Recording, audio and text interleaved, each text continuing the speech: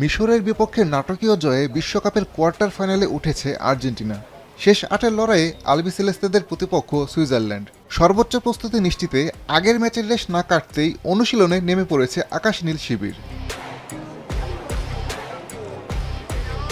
Kansas সিটিতে বুধবার আর্জেন্টিনার অনুশীলনের প্রথম ১৫ মিনিট গণমাধ্যমের জন্য উন্মুক্ত ছিল।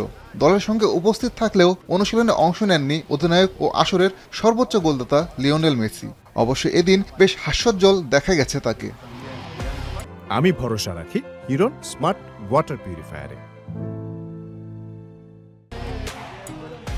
শুধু মেসি নন, দলের আরও কয়েকজন গুরুত্বপূর্ণ ফুটবলারও এদিন পূর্ণ অনুশীলনে অংশ নেননি।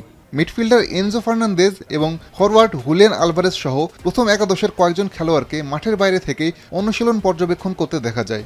অনুশীলনের ফাঁকে সাইডলাইন থেকে সতীর্থদের সঙ্গে খুনসুটিতে মেতেছিলেন তারা। মূলত সুইজারল্যান্ডের বিপক্ষে লড়াইয়ের আগে গুরুত্বপূর্ণ খেলোয়াড়দের নিয়ে কোনো ঝুঁকি নিতে চাইছেন না কোচ লিওনেল স্কালোনি। তাদের ফিট রাখাই কোচিং স্টাফের প্রধান লক্ষ্য। এদিন অবশ্য বেশ গম্ভীর ছিলেন স্কালোনি। নকআউটে দুটি ম্যাচেই বেশ কষ্ট করে জিততে হয়েছে আর্জেন্টিনাকে। সুইজারল্যান্ডের বিপক্ষেও কঠিন পরীক্ষা দিতে হতে পারে আলবিসেলেস্তেদের। অনুশীলনে শিষ্যদের নিয়ে নানা পরিকল্পনা সাজাতেই ব্যস্ত ছিলেন তিনি। আসাদুজ্জামান লিটন, এখন।